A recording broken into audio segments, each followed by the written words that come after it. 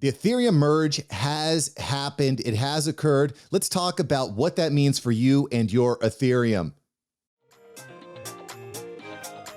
NFTs are changing the world, and change can feel complicated and scary. But listen, you don't need a computer science degree. You don't need to learn how to code. You just need practical skills to win. If you are here, you are in the 1% of humans that are preparing for this major cultural shift.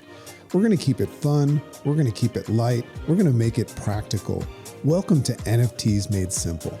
Just a reminder, we're not financial advisors. This is not financial advice, and you should do your own research. Hey, let's get into it. All righty, welcome back to NFTs Made Simple. Thank you for subscribing, by the way, and thanks for staying on this lesson with us, right? You know, Drag and I have been talking about how important this technology is, and I don't want to get left behind. You don't want to get left behind. Dragon surely doesn't want to get left behind. So we are definitely committed to bringing you the newest stuff that's happening in the market. And today we're going to be talking about the Ethereum merge. This is a massive change to one of the biggest blockchains out there. And Dragon, what do you think? Are you worried? Ethereum's down 10%. Are you scared? You running for the hills? I mean, how could anything that happens now worry anybody, right? I mean, like we're in this predicted unknown space. You know, COVID happened, and you know, we saw this massive explosion of NFTs and crypto, and anybody with a sense about them knew that it couldn't keep going the way it did. And so here we are. We knew this was going to happen, and throw on top of that Ukraine war and the economic crisis and all that stuff. I think that I'm not looking at anything and worrying about it. I'm just recognizing that we're in a transitional period. Like when I look at this merge, it's not just Ethereum going to Ethereum 2.0. I think we're all in a merge right now. We're merging an old version of what NFTs were to the new version. So for me, I love this stuff. I love the fact that, you know, the second largest, you know, asset on the blockchain, you know, to Bitcoin, it still is, even though it's you know, it's struggling. I love the fact that you're seeing signs that they're, you know, moving with the times. So yeah, for me, it's exciting, especially because like I don't own a ton of ETH. Yeah, I mean, I'm definitely bullish long-term on Ethereum. It's one of the most popular blockchains for NFT production. And, you know, just as a reminder, we're going to talk a bit today about what that actually means practically for you. We talked about 3 weeks ago about what the differences are between Ethereum 1.0 and Ethereum 2.0. So I'm going to put a link below so you can check that out. Just kind of keep yourself refreshed. But I just want to kind of briefly touch on what's different now. So previously, Ethereum was added to the blockchain. Blocks were added to the Ethereum blockchain using a proof of work model. And Ethereum has successfully shifted from proof of work to proof of stake. Okay. More information, link below where you can listen to an episode about that and what that actually means. The reason why this was really important to the founders of the Ethereum blockchain, and the reason this is important to you and I, is it dramatically reduces energy consumption. That's the bottom line. Energy consumption has decreased about 99%. In fact, it's estimated that this is going to reduce the world's energy consumption by 0.2%, which doesn't sound like that big. It's only 0.2%. But when you talk about on a global level, that's a pretty freaking big deal. Right. You know, and just a quick story, I was working with my team on developing this project, the NFTs Made Simple project. And one of my team members, he didn't want to work on the show. He said, Mark, I don't want to work on this show. NFTs are bad for the environment. They're killing the world. I don't want to work on it. And I said, listen, and you know who I am because you're in here working on the show now. I said, listen, this stuff is changing the world. There's a lot of good that can happen. Give it some time. Do some research, watch a few videos, and then you'll understand. And I just spoke to him about a month ago, and he was like, wow, Mark, I just want to say that I'm so glad that I've been working on this project. It's very interesting. It's revolutionary. And this change from an energy hog sucking up energy, releasing all these fumes into the air, whatnot, all these graphics, these graphic cards, being put to the wayside, I think is a big deal for blockchain and crypto as a whole, right? So again, far less consumption. We're in proof of stake now. So I just want to kind of touch on what this actually practically means, right? In Dragon, I want to obviously get your thoughts on this. So one of the things that you can do now is you can actually make your Ethereum work for you. You can stake your Ethereum, meaning you set it aside, you lock it in the blockchain, you promise not to use it, and then you can earn a return. Right now, I'm earning a return of about 3.7% annually on my staked Ethereum. Dragon, have you started staking Ethereum? Is that something you've started doing? Yeah, I mean, like I said, I'm still bullish about it, and I have started that process. But I also own other cryptocurrencies that I've been staking. So the concept of staking is really cool. I love the fact that in this new blockchain, gas fees and energy expenditure thing, what we're recognizing is that, the more work that's being done on mining and the transactions and all that, that's where the energy is being consumed. So this concept of staking, what's really cool about it is it kind of kills two birds with one stone. By staking your cryptocurrency, you're taking it off of that platform where the energy is being expended, right? And there's another story behind this, because this is not a good thing for people that were mining it, right? And so it's there, but also it's kind of like putting your money in a vault and telling the bank, like, I'm not going to touch this money for X amount of time, which naturally, makes that bank real happy, because there's an investment opportunity there. So I understand why you're getting that return. So yeah, I mean, like, in the spirit of everything I talk about, it's just a logical, sensical thing to do, unless you're in that quick flip, day trading mode. Those are the people that are still playing in the playground of just, buying and selling and buying and selling. So yeah, it makes sense. This is a great opportunity for people like you and I that understand that, a downturn, it's kind of like a Warren Buffett type thing. A downturn right now doesn't mean that things are bad. It's just, it's just a sign of the times. But yeah, long term, I'm very, very bullish on NFTs, cryptocurrency, because you can just see how it's going to represent everything. Yeah, and Kevin O'Leary, by the way, is very bullish as well. But that's probably for another episode. Hey, what's up? Mark here. Just want to take you on a quick break with a resource I think is really going to help you. Some of the concepts that we're covering in the show sound really complicated and really technical. But listen, you don't need to code. You don't need to get a master's degree in computer science. All you need to do is have the right resources. We're going to make it simple. We're going to make it easy. I've got a link below. Go to www.nftsmadesimple.com. That's nftsmadesimple.com. You're going to get a free cheat sheet there. It's 100% free. What are you waiting for? Go get the cheat sheet. We're going to break down some of the key definitions in ways that are really practical and really simple. Go to nftsmadesimple.com right now to get your free cheat sheet. That's nftsmadesimple.com. All right, let's get back into the show.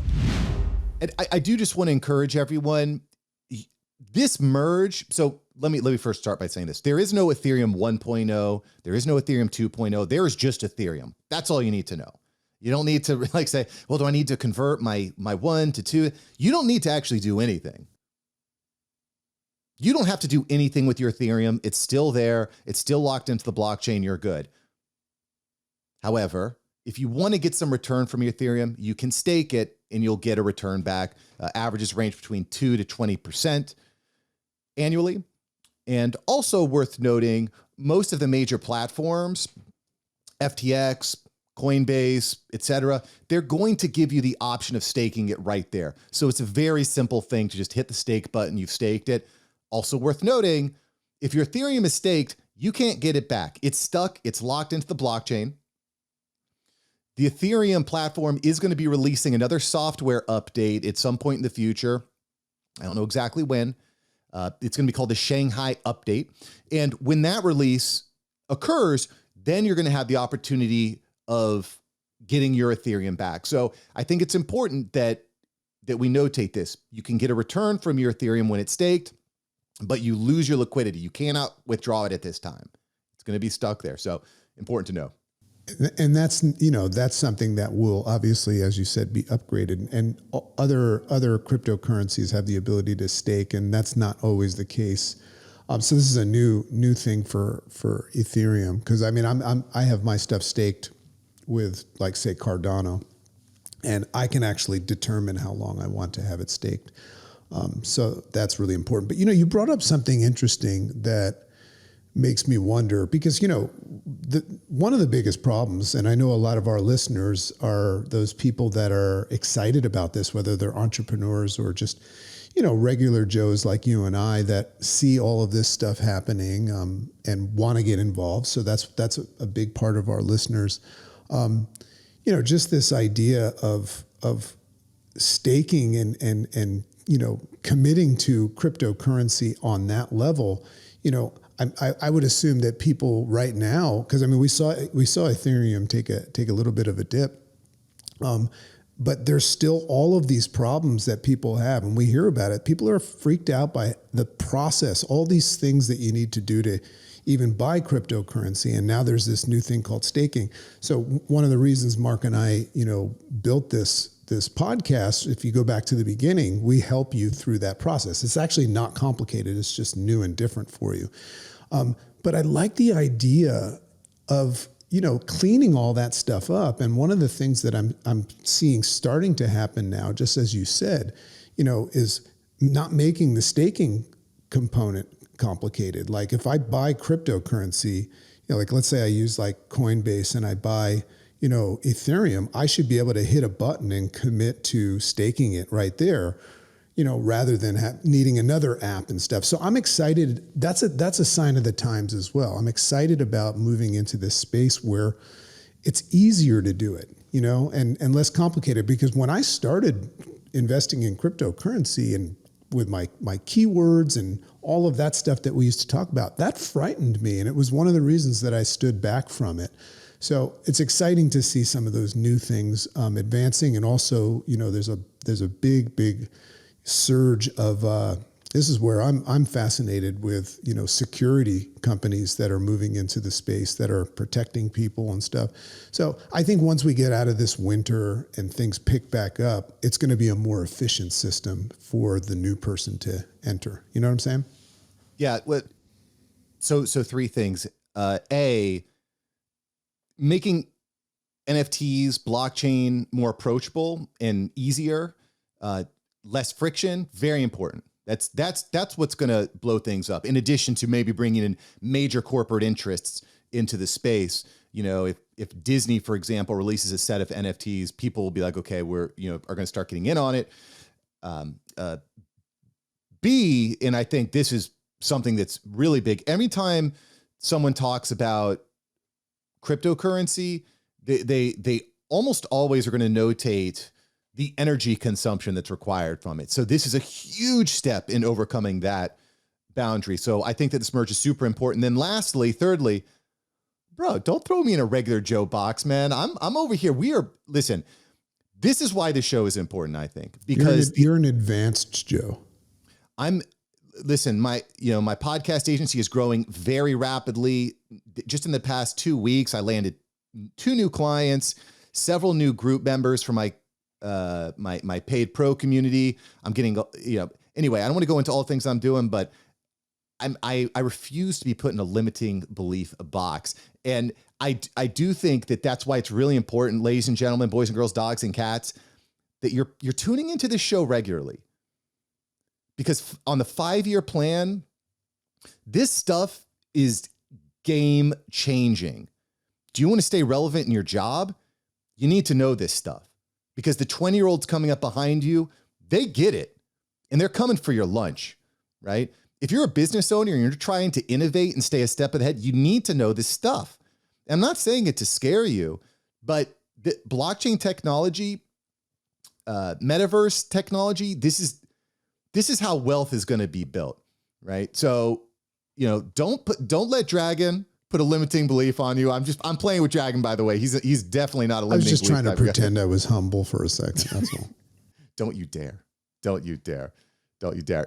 Anyway, thanks for listening here today. Thanks for subscribing. Link below, because we just kind of really grazed the top of this topic because we went into more detail on the differences here. But yeah, thanks for listening. Go out. We'll see you next week so you can keep in line. You can find out what the newest technology is.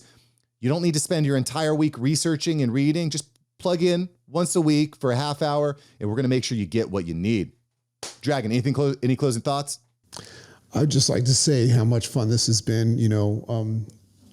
Whether you're a listener or a producer of this show or one of the hosts, we're all learning together. Mark and I are proof positive that this system and this series and this podcast is a game changer. It's changed who we are. I mean, we are not just interested in this, we're engaged in it now. We feel empowered. I feel like my finger's on the pulse of what's going on.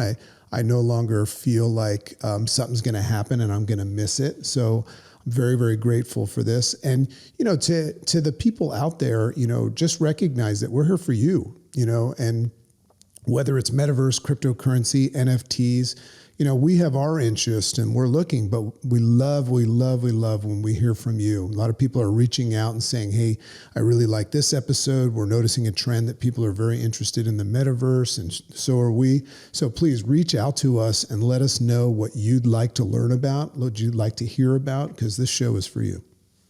We've got some great episodes coming up too. I'm not going to spoil it, but some of the guests, some of the ideas, I mean, just my mind is blown every week with the opportunities, with the innovation. Super excited. All right. Thanks for subscribing. We'll catch you here next week on NFTs Made Simple. Peace.